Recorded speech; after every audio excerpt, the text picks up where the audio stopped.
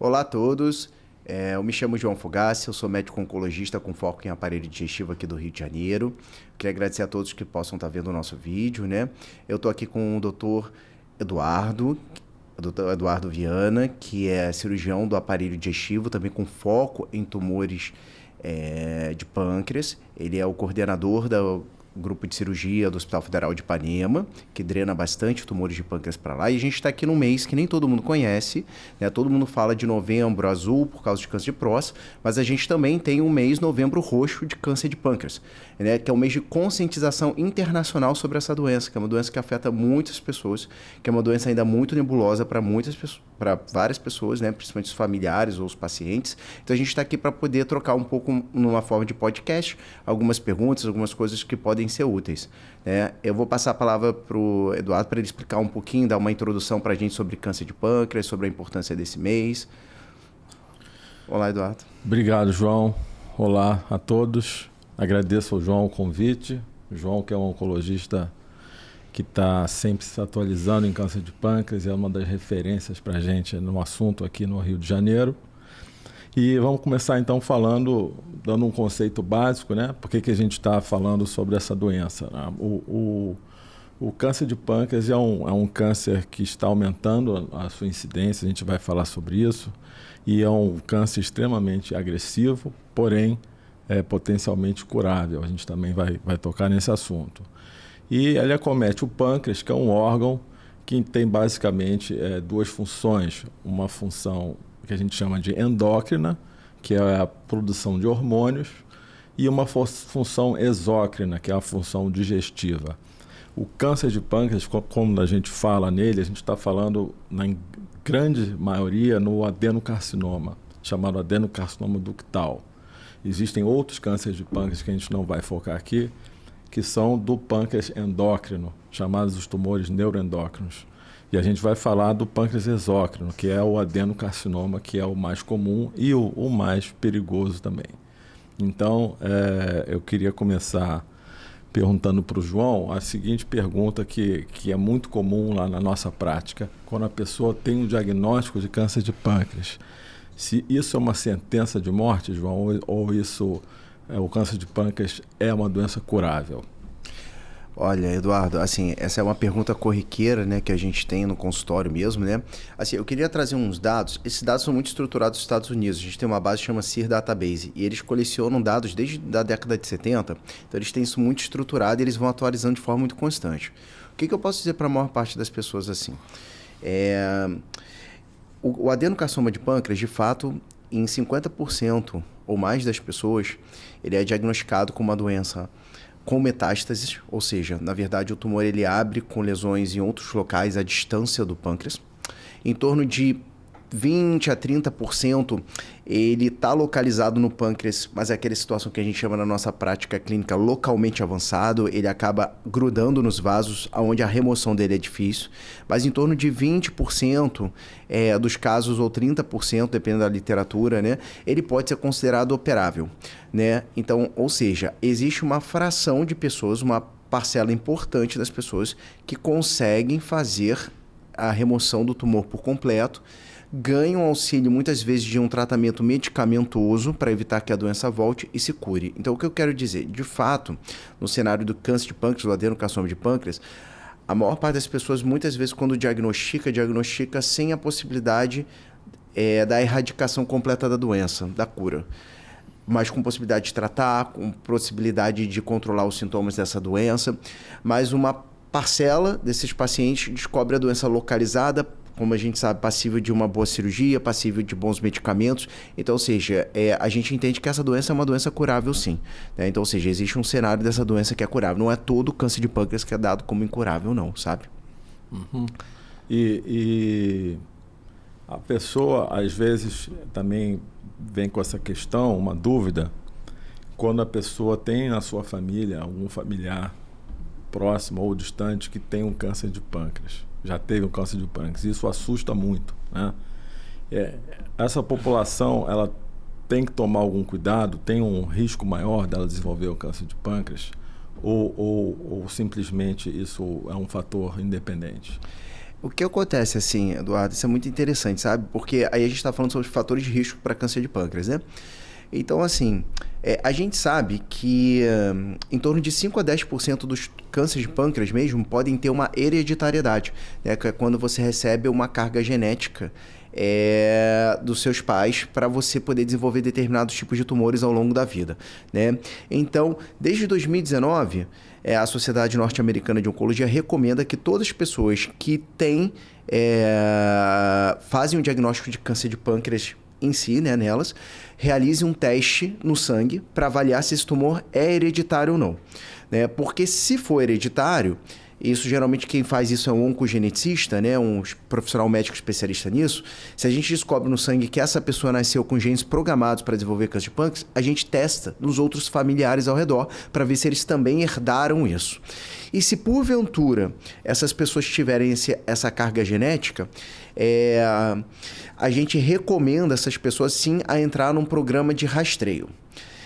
A gente pode conversar sobre um outro cenário, que é o seguinte: olha, João, eu nunca fiz esse teste, o meu familiar já morreu e eu tenho essa história familiar.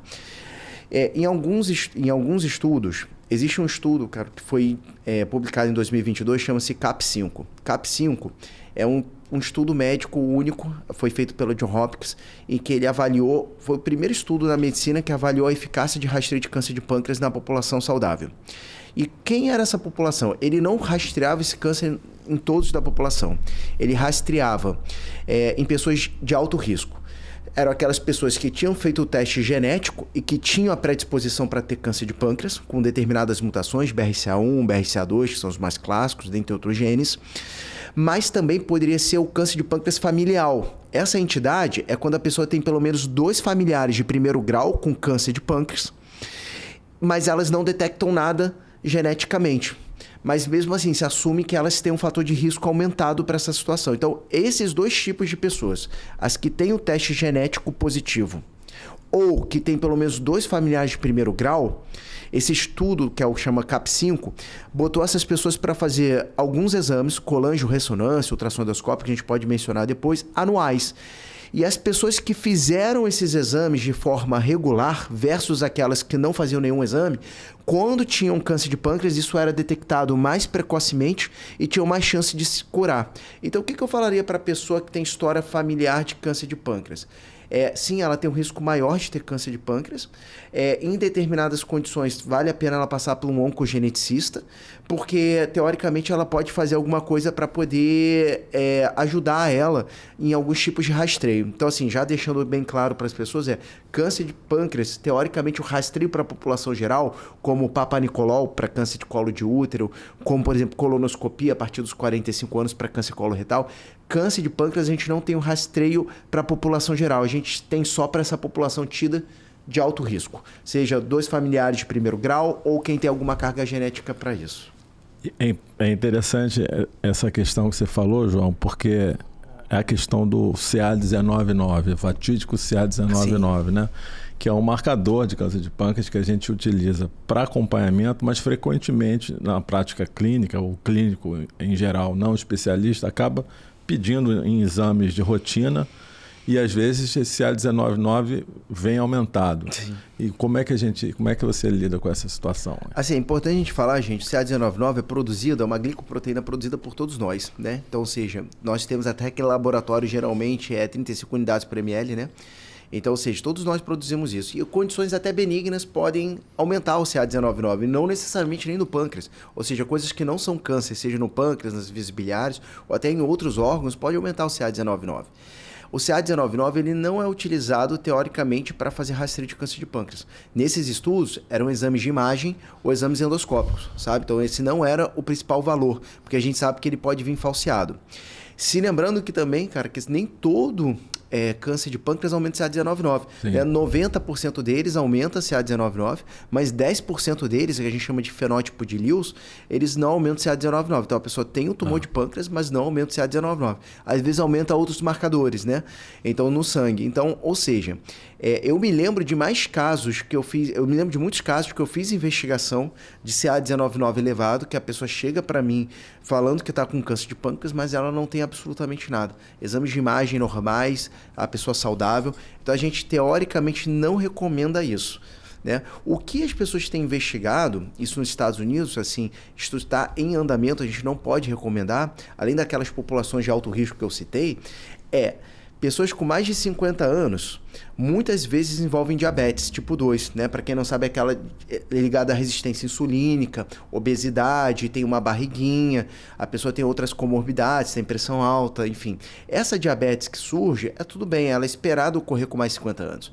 Mas uma diabetes que surge depois dos 50 anos, abrupta, que surge rapidamente, em poucas semanas ou meses, e de forma muito intensa, a pessoa sai de uma glicemia de 100 para 300 e começa, em vez de estar gordinha, na verdade obesa, está perdendo peso muito rápido. Essa é uma diabetes que a gente, do inglês, do New Onset Diabetes, que chama de NOD, né?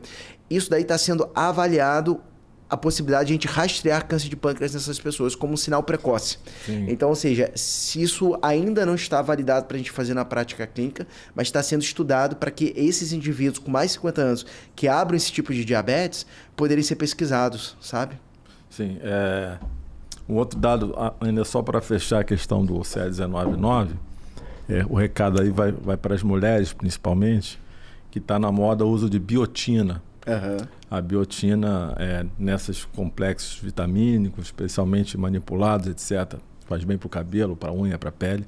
E a biotina, ela falseia o CA19-9. Muito interessante, né? Isso, cara. Muito interessante, bem então, lembrado. é muito frequente o que eu recebo, às vezes, a pessoa desesperada que vê um CA19-9 aumentado e a primeira pergunta que eu faço está usando biotina. Uhum. Se estiver usando biotina, tem que parar de usar a biotina 72 horas antes de colher o exame. Não é que a biotina aumente no corpo o CA19-9, mas ela faz uma reação no laboratório, in vitro, em que o resultado do exame fica falseado. Ainda já que você tocou no assunto da coisa de detecção precoce, a gente podia falar um pouco, que está muito comum, a questão das neoplasias císticas. Sim. Do pâncreas, que podem ser precursores de câncer de pâncreas.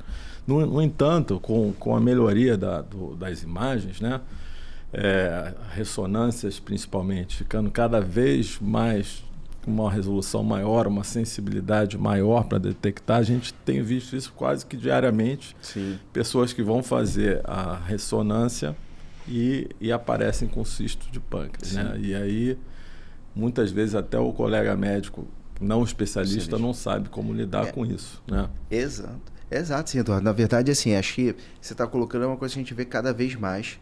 Estima-se que 5% da população mundial tem um cisto de pâncreas, né?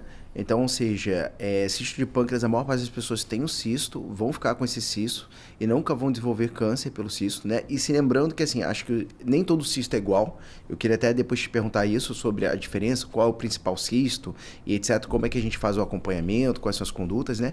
Mas se lembrar também para as pessoas que estão vendo o vídeo, né?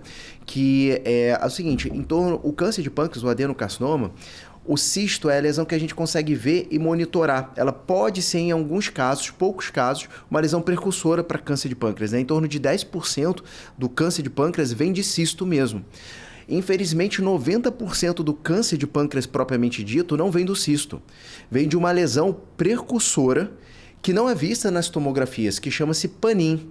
É como se fosse uma alteração microscópica. E geralmente aquele tecido do pâncreas que está ali, aquele órgão, sofre algumas alterações dentro dele. A principal, que é muito famosa em câncer de pâncreas, é a mutação do Carrais. Para quem não sabe, isso é um gene, um pedacinho do DNA que todos nós temos, mas as pessoas podem sofrer uma alteração desse gene, né? E isso leva ao desenvolvimento do câncer de pâncreas. Nem todo mundo que tem mutação do Carrais vai ter câncer de pâncreas, mas isso é uma coisa, nas pessoas que têm câncer de pâncreas, é encontrado 90% das vezes, né? Então, ou seja, essa lesão, o PANIN, ela fica crescendo de forma microscópica ao longo de décadas. Já chegaram a estimar que isso ocorre a cada 10, 15 anos. Não dá para ver nada na tomografia e quando surge o câncer de pâncreas logo propriamente dito. Então, assim, o cisto de pâncreas é só responsável por 10% dos tumores. Mas é o que a gente consegue pegar pela tomografia e os exames de imagem na prática, né? Então, ou seja, eles acabam tendo a sua importância, né? Porque é o que a gente consegue fazer de forma prática. Sim. E aí eu te devolvo, cara, sobre essa questão. Se todos os cistos são iguais, qual o cisto principal que a gente deve ficar preocupado? Como é que a gente avalia isso? Então, essa é uma excelente questão dos assuntos que eu mais gosto em pâncreas são os cistos pancreáticos, né? Lembrando primeiro que o cisto pancreático ele é uma doença que tem que ter um diagnóstico. Ele é diferente de um cisto renal, por exemplo, que é um achado que a gente não valoriza geralmente. Tem que ser sempre valorizado e visto por um especialista, seja ele um oncologista, seja ele um gastroenterologista focado em pâncreas, seja ele um cirurgião com foco em cirurgia pancreática. Por quê? Porque a gente tem que definir se esse cisto, qual é a origem dele. O cisto que nos preocupa são cistos mucinosos. Existem outros cistos, como o cisto seroso, por exemplo, ou o pseudocisto, que não é um cisto verdadeiro, que não é nem uma neoplasia, né? É um cisto inflamatório, geralmente associado a uma pancreatite. O cisto seroso é um cisto praticamente com zero chance de malignização.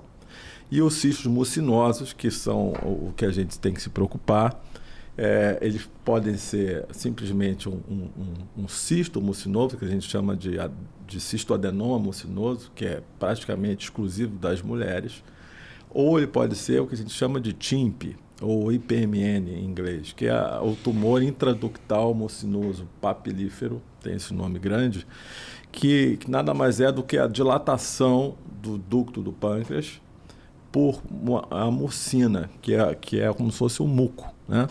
Em que essas células neoplásicas, ou seja, células anômalas, produzem esse muco, obstruem o ducto e ele dilata.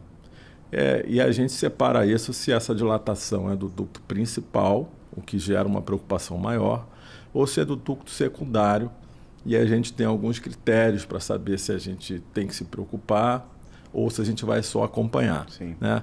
Infelizmente, o que acontece? O pâncreas é um órgão que a gente brinca, nós cirurgiões, que a natureza botou o pâncreas lá atrás do corpo para ninguém mexer nele. Uhum. Mas a gente cisma lá e vai e mexe. Então, qualquer intervenção no pâncreas, ele é um órgão muito sensível e as cirurgias são sempre muito delicadas. Então, a gente tem que ter um critério muito, muito seguro de que aquela pessoa precisa ser operada. É diferente, vamos fazer uma comparação com uma colonoscopia, que é um exame de rotina que todos nós temos que fazer, depois de uma certa idade, em que o colonoscopista acha um pólipo, né? Ele acha um pólipo, ele não tem a menor dúvida, ele vai lá e tira o pólipo.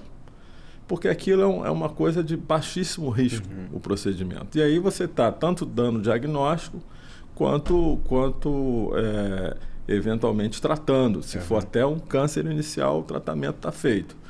O pâncreas não, a gente olha o cisto, a gente não pode ir lá e tirar o cisto. Porque às vezes o tratamento, que seria a cirurgia para tirar o cisto, é pior do que a própria doença. Sim. Então, o que a gente tem que fazer? A gente tem que acompanhar isso caso a caso, com uma expertise clínica, para saber qual daqueles cistos está levando a uma preocupação. Sim. Tá? Em termos gerais, a dilatação, o cisto do ducto principal, ele a priori ele tem um risco muito alto. E se a pessoa for jovem, tiver uma boa condição clínica, a priori ela deve ser operada. Os cistos mucinosos, que não são IPMN, não, esses das mulheres, quando ele está maior do que 3 centímetros, ele também deve ser operado. E os cistos, que são os mais comuns, que são esses IPMNs de ductos secundários, é que a gente vai usar o bom senso clínico, a expertise, e utilizar alguns exames, como a ressonância, e, na dúvida se aquilo deve ser mexido ou não, a gente pede uma ecoendoscopia. Que é o que é? É uma endoscopia associada a um ultrassom. Porque o pâncreas ele tem uma relação direta ali com o estômago e com o duodeno, né? Então, o endoscópio entrando pelo estômago, com o ultrassom na ponta, ele dá uma imagem com uma acurácia muito, muito elevada. e nos permite também fazer uma biópsia com uma agulha muito fina, com baixo índice de complicação. E com essa biópsia a gente tem dados para saber se aquele cisto está se malignizando, se realmente é um cisto mucinoso. E aí a gente vai utilizar alguns critérios, que são chamados critérios de Fukuoka, né? Que foram feitos com um grupo de especialistas e eles são sempre atualizados. A gente vai levar em conta o tamanho do cisto, a velocidade de crescimento dele, se ele tem outras características como nódulos internos, espessamentos, septos, e se ele está causando algum tipo de obstrução. E aí, quando isso acontece, como o João falou, a chance da gente prevenir o câncer de pâncreas é a gente, ou tratar ele com uma grande chance de cura, é a gente conseguir operar no início. Então, eventualmente, antes dele se transformar em câncer. Então, quando um desses cistos acende uma luz para a gente de que ele está tendo um comportamento anômalo, sim, a gente vai indicar a cirurgia.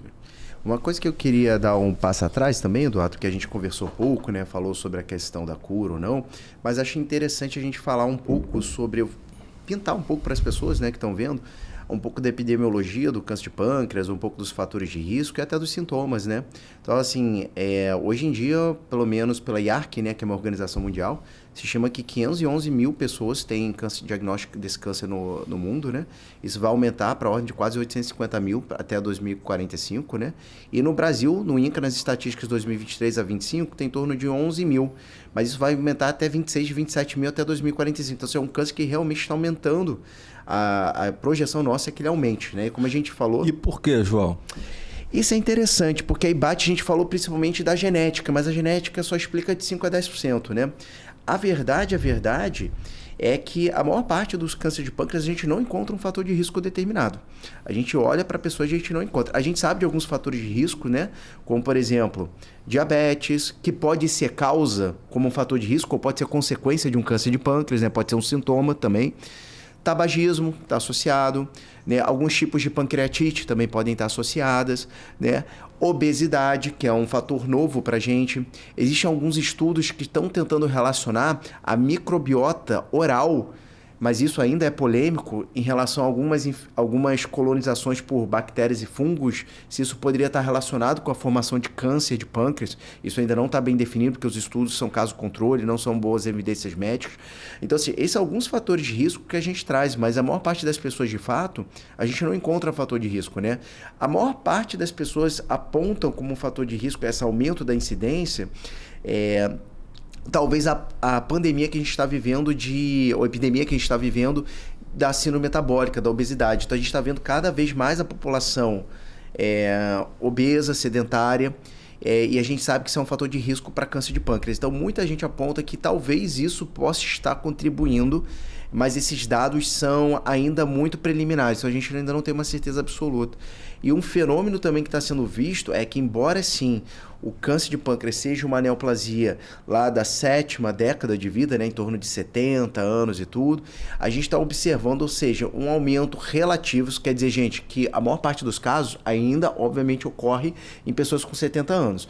Mas há um aumento relativo, quer dizer, não havia quase ninguém, agora a gente está tendo um caso ou outro em mulheres com menos de 50 anos. Então, está tendo um aumento da incidência, inclusive, né? A gente sabe que o aumento de câncer gastrointestinal em pessoas jovens é uma realidade. Isso ocorre muito com câncer coloretal, com câncer gástrico, mas câncer de pâncreas também está acontecendo isso, o aumento da incidência, principalmente mulheres com menos de 50 anos também, cara. Maravilha. A gente podia falar um pouco do tratamento, né? Que envolve o câncer de pâncreas, ele deve ser tratado de maneira multidisciplinar. Então, o que é isso? Não é um especialista, não é uma doença do eu sozinho, né? É preciso uma equipe, diferentes especialidades. As principais especialidades envolvidas é a cirurgia, a oncologia. E as especialidades que nos ajudam são a radiologia, a endoscopia. Então, eu queria perguntar, João, como é que é a parte do tratamento da parte oncológica, e aí depois a gente fala um pouco da parte cirúrgica. Sem dúvida. Então, acho que assim, Eduardo, primeiro assim, acho que talvez seja um pouco diferente de outras áreas, né? Porque essa é uma área que a gente sempre tem que se estar unido mesmo às pessoas. Porque cada um pensa de uma forma, mas no final o paciente passa pelas todas as etapas, né? Então, assim, a primeira coisa que a gente recebe o diagnóstico do câncer de pâncreas, olhar os exames de imagem dele, olhar os exames de sangue dele, para a gente saber o grau dessa doença, né? Que muitas vezes o paciente quer saber, minha doença é localizada, tá só no pâncreas, ela tá enraizada nos vasos sanguíneos, dá para remover ou não dá, ou tem alguma metástase fora, que infelizmente câncer de pâncreas às vezes ocorre, né? Então, assim, a gente conversa de forma multidisciplinar com o radiologista, que é quem vê a tomografia, com o cirurgião. Quando a doença está localizada, o que a oncologia faz é, a gente entra junto com a cirurgia, né, que aí você vai comentar daqui a pouco, com remédios. Isso é um conceito importante. Qualquer câncer de pâncreas, adenocarcinoma ductal, ele seja fazendo antes da cirurgia ou depois da cirurgia o tratamento, que é quimioterapia, sim. Em câncer de pâncreas, ainda o tratamento, diferente de outras doenças malignas, né? A imunoterapia, terapia-alvo, em câncer de pâncreas tem um papel ainda muito restrito. Então, hoje em dia, ainda o carro-chefe da oncologia dos remédios é quimioterapia. E os dois principais protocolos são chamados como FOLFIRINOX e Janzai-Abraxane, né? São os dois principais protocolos que a gente tem, né? Qualquer pessoa que opere um câncer de pâncreas, mesmo um adenocarcinoma, independente se a doença é pequena ou maior, ela está localizada no pâncreas e você operou, ela recebe quimioterapia. Porque a gente sabe que a chance da recidiva da doença, ela é alta, né? Então, ou seja, a quimioterapia pode duplicar a chance da pessoa poder estar viva, ou seja, da doença não voltar, né? Então, ou seja, não importa muito para a gente o grau, se é uma doença de 1 centímetro, de 3, 4, 5 centímetros. Essa pessoa vai passar pela quimioterapia, porque isso aumenta as chances dela se curar a longo prazo. Então, ou seja, é aí que eu falo, a quimioterapia, especialmente em câncer de pâncreas, ela é um grande aliado. Ela maximiza as chances das pessoas curarem, sabe? Às vezes uma doença com 1 centímetro, ela já tem chance de 30% de disseminar na corrente sanguínea. Então, ou seja, isso é muita coisa, a gente não vê isso em outros tumores. Então, essa é uma propriedade do próprio câncer de pâncreas. Então, o que a gente oferta hoje em dia é muita quimioterapia para ajudar a cirurgia chegar ao objetivo dela da cura, ou a quimioterapia para quando a pessoa tem uma doença que é inoperável, ou quando ela tem uma doença metastática, né, com doença de chance, para controlar aquela doença, para dar uma sobrevida, para a gente fazer com que aquela pessoa não tenha dor, que ela mantenha o status nutricional dela por mais tempo, né? Então, acho que tudo isso é muito importante. E como é que é essa quimioterapia, João?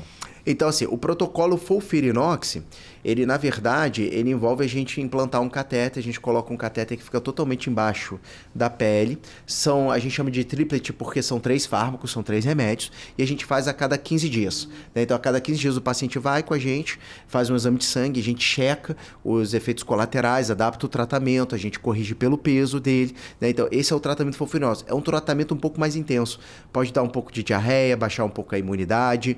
A quimioterapia às vezes pode afetar um pouco os nervos periféricos, então a pessoa pode ter um pouco de formigamento, perder um pouco da sensibilidade, entende? É um tratamento que a gente geralmente reserva a pessoas até 80 anos, mas entre 75 e 80 anos você já tem que ter um certo cuidado, certo? Pessoas com mais de 80 anos geralmente a gente não faz. E o outro protocolo é um protocolo que a gente chama de doublet, são só 2 fármacos, 2 remédios, que é a Janzai-Abraxane. Ele geralmente pode também cair um pouco a imunidade, mas ele dá menos efeitos gastrointestinais, dá menos diarreia, enfim, a neuropatia dele também pode existir, mas é um tratamento que a gente considera um pouco mais suave. Então, ou seja, a gente acaba fazendo isso para pessoas,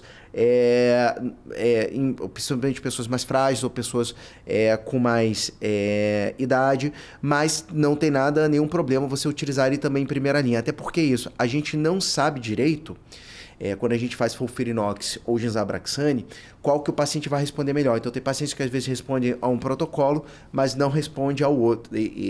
Responde a um, mas não responde ao outro, ou vice-versa, né?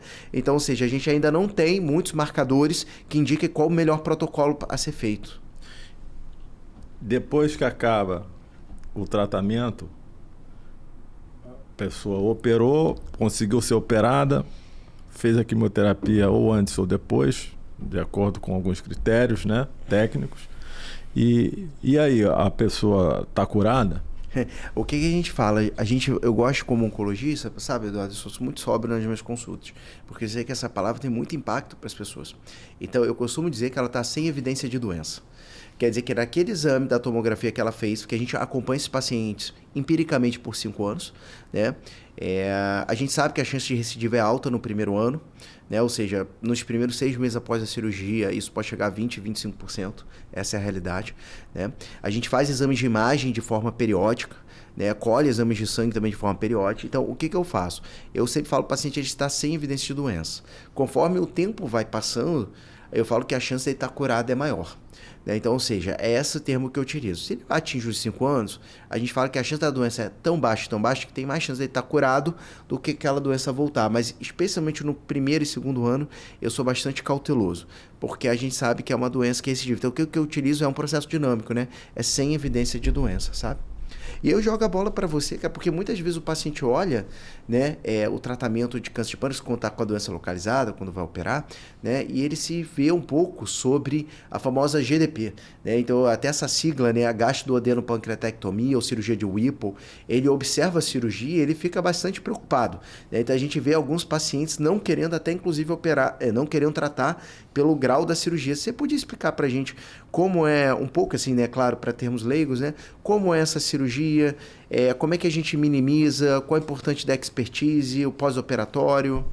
Então, ótima questão. Essa é a questão dentro da cirurgia pancreática, né? O pâncreas a gente divide ele, grosso modo, uma anatomia cirúrgica, em 2 áreas, na cabeça do pâncreas e o que a gente chama de corpo e cauda, né? Isso vai, a diferença, água e vinho, em termos cirúrgicos, não na doença, a doença é a mesma. Mas em termos cirúrgicos são áreas diferentes. Por quê? No corpo e cauda, uma cirurgia muito mais simples, em que basicamente a gente vai retirar o corpo e cauda do pâncreas, junto com o baço, e a gente não tem que fazer nenhum tipo de reconstrução, porque ali não passa nenhuma estrutura que a gente vai ter que desconectar, vamos dizer assim. Então a gente secciona o pâncreas ali e ele vai cicatrizar, e a gente coloca um dreno para, eventualmente, se houver algum escape temporário de suco pancreático, aquilo fecha e pronto, está resolvido em termos cirúrgicos. A cabeça do pâncreas é outra coisa. Eu brinco que a cabeça do pâncreas é o motor ali do abdômen, né? É a parte mais delicada. Por quê? Porque ali é uma confluência da via alimentar, que é o duodeno, da via biliar, que é da onde vem a bile, produzida pelo fígado, ela passa dentro da cabeça do pâncreas, e da própria via pancreática. O suco pancreático ele vai sair da cabeça do pâncreas e cair dentro do intestino, no duodeno. E essas estruturas elas são tecnicamente indissociáveis. O duodeno, a via biliar e o próprio pâncreas, eles formam um bloco. E em termos oncológicos também, isso tem que sair em bloco, como eu disse, né? Junto com os linfonodos, fazer uma limpeza daqueles tecidos. Então, é uma cirurgia que ela tecnicamente, ela é difícil para ser retirado e depois tem que ser reconstruído, com 3 anastomoses, que são emendas. A anastomose do pâncreas, propriamente dita, né? Tem que emendar o pâncreas, que a gente usa o intestino delgado para isso, para ele voltar a cair suco pancreático ali. Esse intestino delgado depois a gente emenda com a via biliar, com o canal da bile, e a gente vai emendar ele com o estômago remanescente, que também vai sair um pedacinho, para que o alimento chegue. Feito isso, a gente consegue restituir a fisiologia digestiva e a pessoa tem, depois da recuperação, é claro, uma vida praticamente normal. Praticamente, eu digo, 90% normal. Às vezes é necessário uma reposição de enzima pancreática, chamado a pancreatina, que é um comprimido que a gente vai tomar na refeição para suprir essa falta inicial. E, muito raramente, se o pâncreas gera um pâncreas limítrofe em termos endócrinos, o paciente pode ficar diabético. Mas, em questão da cirurgia em si, é uma cirurgia difícil, complexa, por isso deve ser feita por um grupo especializado, né? Não adianta fazer com um cirurgião que tem uma formação em cirurgia digestiva geral, mas não é focado nisso, e faz uma dessa por ano ou uma dessa a cada 2 anos, porque isso já tem trabalho mostrando que o resultado é diferente, né? O resultado ele depende do volume do cirurgião e do volume do hospital. Então, quer dizer, não adianta fazer com um cirurgião experiente num hospital precário e não adianta fazer num super hospital com um cirurgião inexperiente. Esse binômio tem que estar junto. Por quê? Porque é o que eu brinco com meus residentes quando a gente termina a operação e dá o último ponto na pele, eu falo, agora começou a operação. Porque é uma cirurgia diferente, por exemplo, de uma cirurgia cardíaca, que é uma cirurgia complexa, mas que no momento que ela acabou, que deu tudo certo, o pós-operatório tende a ser tranquilo. Geralmente o paciente come no dia seguinte, então tudo bem, 3, 4 dias ele está em casa. O pós-operatório da GDP, ele é um pós-operatório que eu estimo sempre no mínimo 15 dias. Eu falo para o paciente. Pode ser um pouco menos, mas bota na cabeça uns 15 dias. Por quê? A gente precisa que essas emendas cicatrizem, né? Quando a gente mexe com órgãos digestivos, é sempre mais complexo. E o organismo sente isso. Então, às vezes, o estômago demora a funcionar e esses escapes que podem acontecer, que a gente chama de fístulas. E principalmente a fístula do próprio pâncreas, que é o grande vilão da história. A gente tem técnicas hoje em dia para minimizar isso e a expertise do cirurgião não está não somente na execução, mas no acompanhamento pós-operatório. Ou seja, identificar esses problemas que podem acontecer, que acontecem em torno aí de 15% dos casos, e da fístula especialmente, e outros problemas também, como o estômago que não esvazia bem, eventuais outras infecções por baixa da imunidade, giram em torno aí de 40%. 40% vai ter algum tipo de problema. E isso aí tem que ser identificado prontamente. Eu digo que a cirurgia, que é aquela frase, vou deixar para amanhã, não cabe. Né? Na cirurgia do pâncreas, não deixe para amanhã o que você pode resolver hoje. Sim. Então, você tem que identificar e correr atrás. E, para isso, você tem que ter um hospital bom, com uma endoscopia à disposição, com uma radiologia boa, com uma hemodinâmica eventualmente boa, se tiver algum sangramento. Sim. Então, isso tudo conta muito, muito, muito. Não adianta fazer uma bela cirurgia e um péssimo pós-operatório. Tendo tudo isso, hoje em dia, nos grandes centros, e no Brasil a gente tem vários, sejam eles privados ou públicos, a gente consegue ter um resultado muito bom, que a mortalidade geral gira em torno de 1%. É uma coisa que eu queria perguntar, na verdade, acho que é um insight para as pessoas que estão assistindo, né? Porque justamente você falou da anatomia de forma breve, né, Eduardo? Então, assim, a maior parte das pessoas, a gente sabe que o câncer de pâncreas desenvolve na cabeça do pâncreas, né? 80%, 85% dos tumores são ali. Por isso que a GDP, a cirurgia de Whipple, é a que a gente vê mais na prática, né? Porque, assim, geralmente, os tumores de pâncreas ocorrem na cabeça e a minoria ocorre mais na cauda e no pâncreas, na cauda do pâncreas, né? O que eu queria te perguntar em relação a isso, na verdade, não da anatomia, mas da cirurgia que estava tocando, é o papel da cirurgia minimamente invasiva. O que é isso? Como é que isso ajuda? Então, assim, como é que é a sua visão sobre isso? Então, a cirurgia minimamente invasiva, quando a gente está falando de duas coisas. A videolaparoscopia, chamada laparoscopia, e a cirurgia robótica mais recente.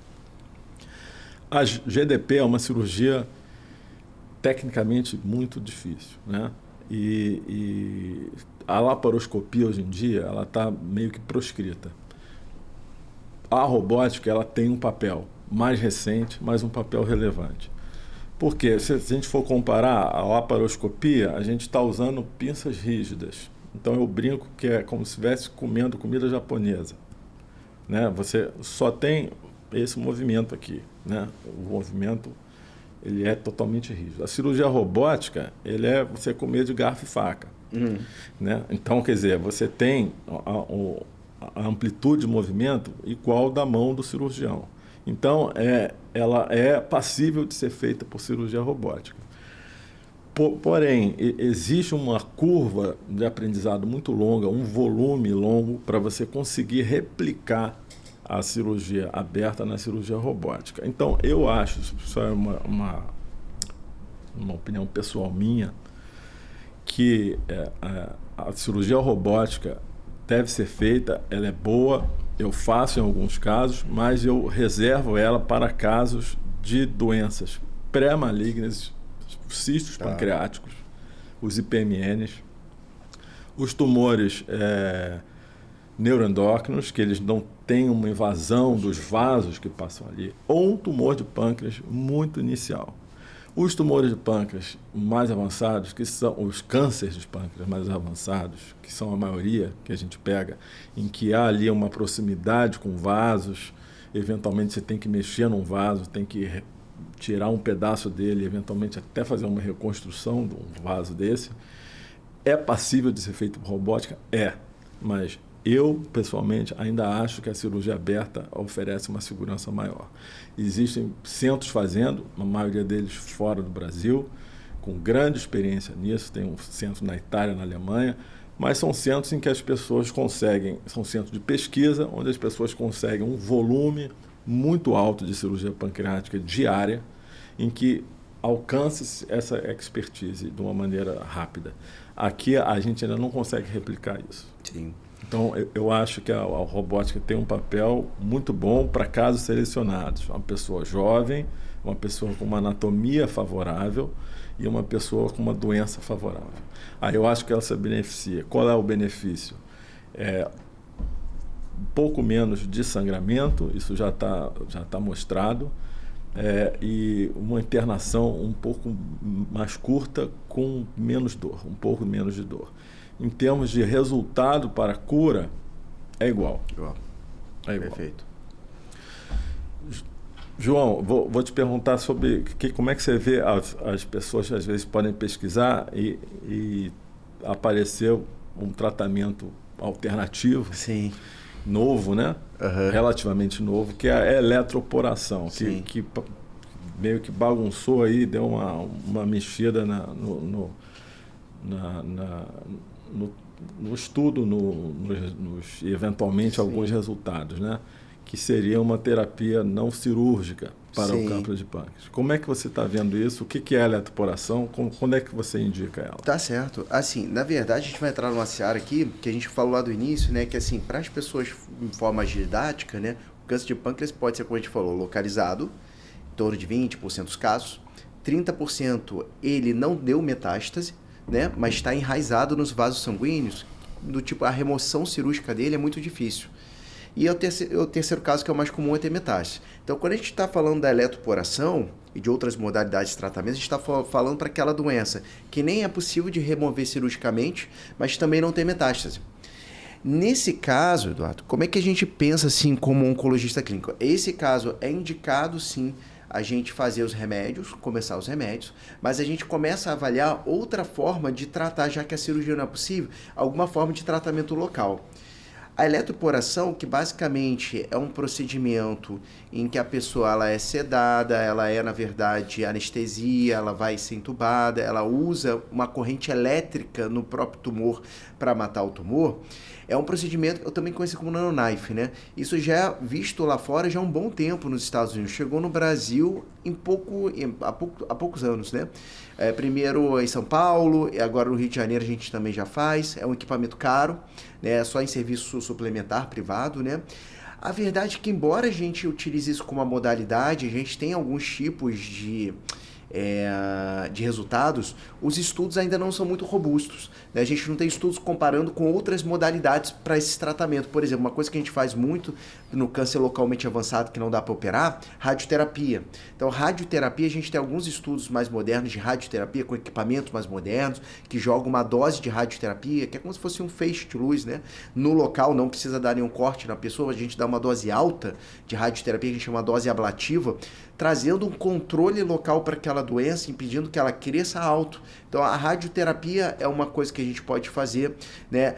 Recentemente, esse ano, saiu um estudo grande, um estudo fase 3, nível 1A de evidência, por exemplo, para o câncer localmente avançado, usando uma tecnologia nova, inovadora, mas difícil a aplicação, que são os campos elétricos alternados, né? Para quem não sabe, é uma indústria, uma empresa dos Estados Unidos que desenvolveu uma mochilinha, um pack, em que a pessoa sai da mochilinha, ela coloca eletrodos em cima do corpo dela, e aquilo dali também gera uma corrente elétrica, ou seja, na verdade, muito parecido até com um pouco com a eletroporação, só que aquilo dali você não precisa fazer um procedimento.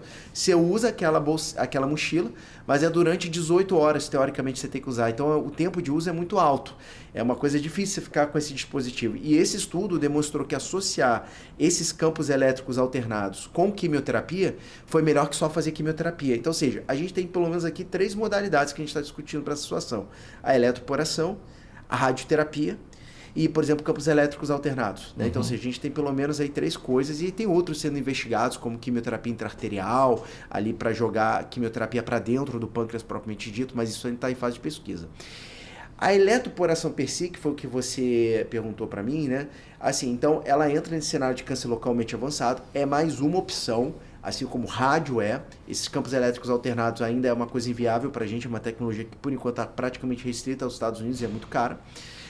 A questão, ela não foi comparada, e ela é um procedimento que ela envolve, sim, você fazer uma descarga elétrica na pessoa entubada. Então, primeiro a gente tem que ver se essa pessoa tem um risco cirúrgico compatível para fazer esse procedimento. E outro, por exemplo, uma das coisas interessantes, né, como envolve uma corrente elétrica, pessoas com marca-passo, por exemplo, essas coisas, não podem realizar o procedimento. Né? O ano passado teve um estudo que é chamado estudo Crossfire. E esse estudo Crossfire é um estudo pequeno que comparou, para falar a verdade, tem uma comparação que eu conheço. Na verdade, não foi exatamente um estudo comparativo, é um estudo pequeno, mas ele avaliou os resultados entre fazer uma radioterapia guiada por ressonância ou fazer eletroporação. Nesse estudo, os resultados foram parecidos. Então, ou seja, mas claro, é uma forma de fazer radioterapia que a gente nem tem no Brasil, orientada por ressonância. Uhum. Então, assim, eu quero dizer que eu enxergo isso como procedimentos que podem ser feitos para quando a gente não consegue operar a doença, sabe? Não sei se você tem alguma coisa a pensar a respeito. Sim, então, diferente. São aquelas alternativas que a gente começa a usar quando a doença não é favorável, né? Certo. E aí eu queria entrar também numa outra questão, uma pergunta para você, que é: o paciente conseguiu fazer a cirurgia e fez a quimioterapia, e foi tudo bem, um estudo patológico bom, mostrando que o tumor saiu, resposta boa, etc. Tal, e aí vem aquela notícia, depois de um tempo, que a doença voltou. Tem alternativa para isso? Em 2 cenários: voltou localmente, ou seja, no leito do pâncreas, onde estava ali o tumor, né? Ou voltou de forma metastática. Certo. Tem diferença? Tem tratamento isso? O que eu quero dizer para as pessoas, sim, esse é um cenário assim, que a medicina olha essa situação como a palavra que eu falo no consultório: controle. Então a gente quer controlar essa doença, a gente quer que essa doença não faça mal a pessoa, a gente quer dar qualidade de vida a elas, certo? Pra gente, esses 2 cenários que você traz, Eduardo, os 2 a gente começaria com os remédios: Folfirinox ou Genzabraxane. Na verdade, o nome é Genzai Nab-Paclitaxel, então, ou seja, mas eu chamo de Abraxane nome comercial, que é a indústria mesmo que produz o Abraxane. Mas assim, a gente começaria com esses remédios. Em geral, se a pessoa fez uma quimioterapia, por exemplo, Folfirinox, depois que operou, a gente troca o protocolo dela para quando essa doença volta. Se ela voltou no leito cirúrgico, alguns estudos indicam que você pode também fazer algum tratamento local para essa recidiva ali local, né? E muitas vezes a gente pode até falar sobre isso, né? Às vezes a recidiva local vem da dificuldade, às vezes, de operar completamente essa doença, né? Então a gente sabe que, como você falou, nem todo mundo tem expertise. Então, às vezes fica contaminado ali no local. Se essa doença volta no local, a gente também inicia com os remédios, assim como se fosse uma metástase, mas a gente pode avaliar um tratamento local para essa doença ali no leito, uma radioterapia, alguma coisa, um resgate. Agora, acima de tudo, cara, isso me traz uma outra questão, porque assim, a gente está falando de pessoas que a doença voltaram depois que operaram, mas a maior parte das pessoas, na verdade, abre o quadro com metástase, né, para fígado, para pulmão, para peritônio, que é uma membrana que recobre os órgãos. Então, ou seja, todos esses cenários que eu discuti, que eu falei agora, é indicado você começar uma quimioterapia para controlar essa doença, impedir que ela cresça, e também é indicado fazer um teste molecular. Então, ou seja, a gente precisa de material do tumor para fazer um sequenciamento desse tumor, seja qualquer doença que é inoperável, com ou sem metástase, a gente precisa de material para fazer testes genéticos. Esse teste geralmente não é pago pelo plano de saúde, então já começa por aí, nem na saúde suplementar isso é fácil. E esse teste beneficia poucas pessoas, mas é o que a tecnologia atual traz a mais para pâncreas. Então, quando a gente faz esses testes dentro do tumor, né, a gente tirou o material, seja o material de cirurgia ou de biópsia, a gente pode fazer alguns testes de DNA e de RNA que ajudam a gente a avaliar se a pessoa tem determinadas alterações que permitam usar remédios diferentes de quimioterapia. Então, por exemplo, terapia-alvo, que é um remédio que age específico contra uma situação, ou imunoterapia, que acorda o sistema imunológico e faz com que o próprio sistema imunológico combata o câncer, isso daí revolucionou a medicina. Mas em câncer de pâncreas, em geral, não funciona. Mas funciona para essa percentual de pessoas, talvez de 5 a 10%. E como é que a gente sabe se a pessoa está nesse 5 a 10%? Fazendo o teste. Então, ou seja, o teste molecular no material do câncer também é importante para as pessoas quando a gente fala de controle. Porque, assim, a maior parte, de fato, não vai se beneficiar do resultado. Mas essa minoria pode fazer diferença. E aí me leva até uma outra questão, cara, que eu acho muito interessante, até, desculpa assim estar falando, mas é um assunto que eu sou bastante entusiasta, né? Que é assim, a grande questão do câncer de pâncreas, bom, se uma parte das pessoas a doença recorre depois da cirurgia, e a maior parte abre com câncer mais avançado, o que a gente vem sendo cobrado cada vez mais e mais da oncologia clínica e da pesquisa translacional, que é da bancada do desenvolvimento das drogas até o hospital, né? Trazer os remédios para as pessoas, remédios mais eficazes, né? Então, porque o que a gente está falando aqui o tempo inteiro é quimioterapia. Quimioterapia, agora eu falei de terapia-alvo imuno para um percentual muito, muito pequeno de pessoas, né? Então, assim, o que eu quero dizer para as pessoas assim que estão assistindo é que sim, temos agora, com a pesquisa clínica, em estágio de desenvolvimento mais avançado, algumas coisas muito interessantes, né? Por exemplo, as vacinas para câncer de pâncreas, elas já estão em estágio mais avançado de pesquisa.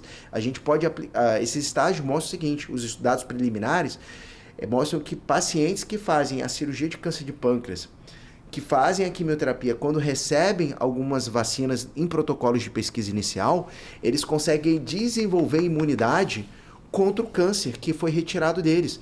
E isso impede que esse câncer volte.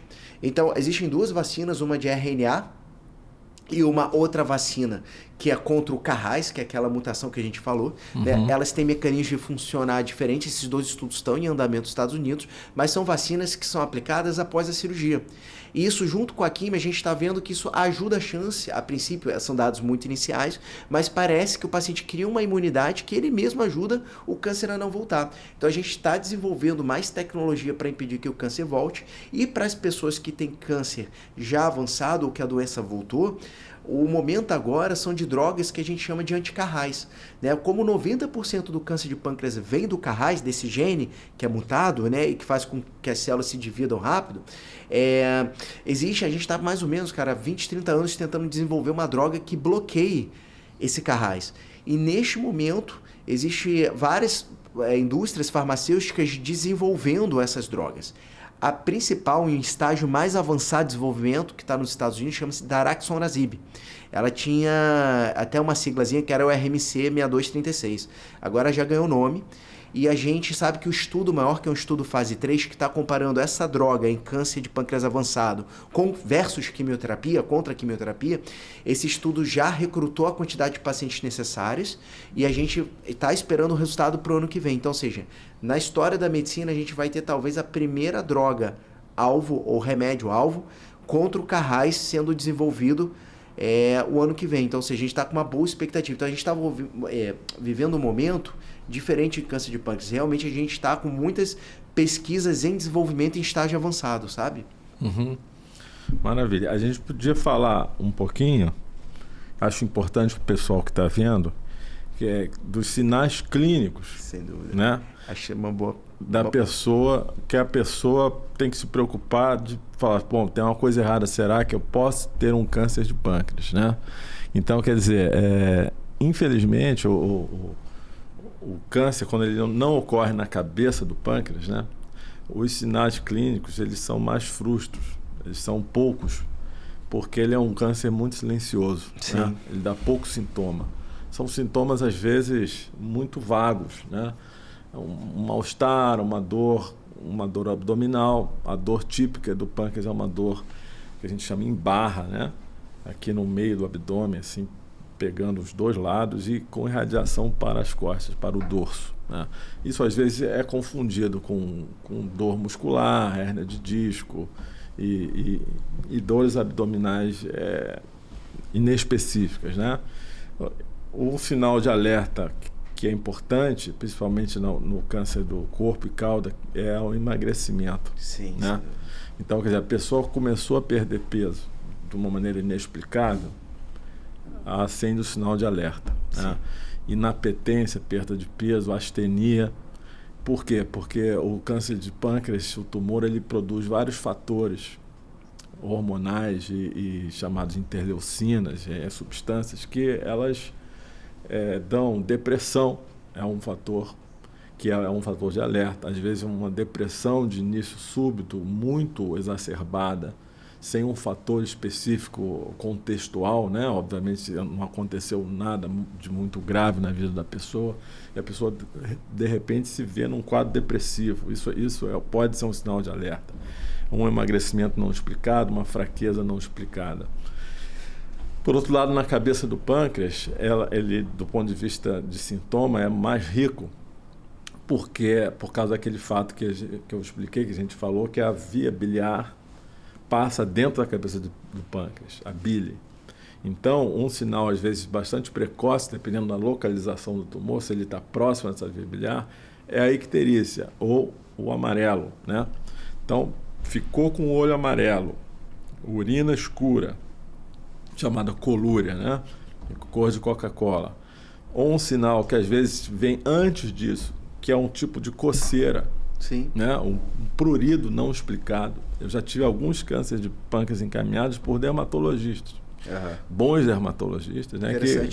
que olharam aquilo, o tipo de coceira, uma coceira tipicamente às vezes na palma da mão e planta dos pés, e o paciente às vezes com umas lesões de escarificação da pele de tanto que aquilo coça.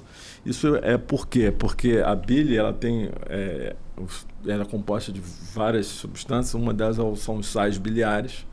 E esses sais biliares, eles quando impregnam na pele, ou seja, eles não conseguem ir para o intestino, porque o tumor está começando a fechar ali, e aquilo vai para a pele e que isso dá uma coceira muito exacerbada. E o amarelo. Então, isso aí eu acho que a gente tinha que chamar a atenção, porque não é raro a gente ver isso, infelizmente, mais no SUS, onde a pessoa demora mais a ter acesso ao atendimento, né, por uma falha estrutural do nosso sistema. A pessoa, às vezes, vai no não especialista, isso é hepatite. Espera um pouco. Se hidrata bem e tal. Não. Amarelo é sinal de alerta. Alguma coisa está muito errada. Não somente câncer de pâncreas, mas pode ser outros cânceres ou pode ser uma doença benigna, mas é uma alteração grave, né? E precisa ir para um especialista. E uma coisa que eu sempre falo assim, que os pacientes às vezes eu desenho, sabe, Eduardo, para eles poderem entenderem, assim, a bile, né, que a gente está conversando, é como se fosse uma substância produzida pelo fígado. E ela tem que chegar no intestino para poder fazer a digestão dos alimentos. E esse canal, há um sistema de drenagem, como se fossem os canais, uns tubos dali de PVC, que drena aquilo dali até o intestino. Então, o pâncreas, por estar em contato com essa estrutura, ele acaba justamente, como você falou, comprimindo esses canos, e aí, em vez da substância que está vindo do fígado chegar no intestino, ela reflui para o sangue. E aí, por isso que a pessoa fica amarela. E como uma parte das pessoas tem esse tumor na cabeça do pâncreas, né? Então a maior parte das pessoas acaba evoluindo com a questão da icterícia amarelado, né? Lembrando, como o João falou, quando a bile não chega no intestino, né? As fezes também se alteram. Isso aí também. Quer dizer, a cor amarronzada, amarelada das fezes é dada em parte pela bile, né? Quando não há bile, as fezes tendem a ficar embranquecidas, que é popularmente massa de vidraceiro, fica o aspecto, Sim. né?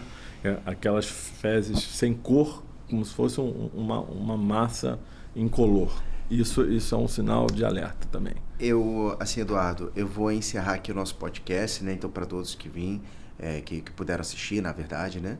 E agradecer você também. Acho que assim, a gente está no meio só para a gente poder fazer um fechamento, ou seja, A gente falou muito sobre câncer de pâncreas, aumento da incidência. A gente sabe que não tem rastreio específico, muitas vezes a gente não acha um fator de risco, tem uma porção das pessoas, minoria, mas que pode ter uma cirurgia curativa, mas há tratamento para os outros casos, mas principalmente há tecnologias sendo desenvolvidas para ajudar mais, tem pessoas com toda a expertise para poder ajudar vocês também.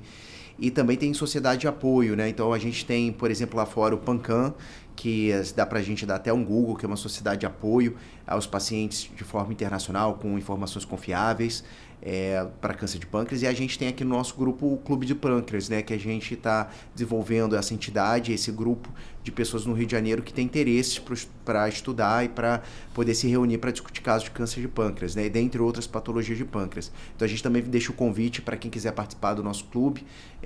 A gente deixa o contato para vocês poderem entrar, a gente vai divulgar nossas reuniões, todo mundo é muito bem-vindo. Queria te agradecer, Eduardo, se tiver alguma palavra final para poder falar também. Não, João, é só agradecer a oportunidade, essa iniciativa que você teve. É importante dizer que a ideia foi do João aqui e eu acho fundamental, tanto não só para a comunidade médica, mas principalmente para a população em geral, para conhecer essa doença, que apesar de ser uma doença felizmente rara em relação a outros cânceres, mas é uma doença muito agressiva e que há pouca informação e há muito tabu em relação a isso por desconhecimento, né? Sim. Então foi importante aqui, espero que a gente tenha conseguido esclarecer algumas coisas sobre o tratamento, o diagnóstico, prevenção, para que a gente possa ajudar a combater essa doença. Muito obrigado. Obrigado.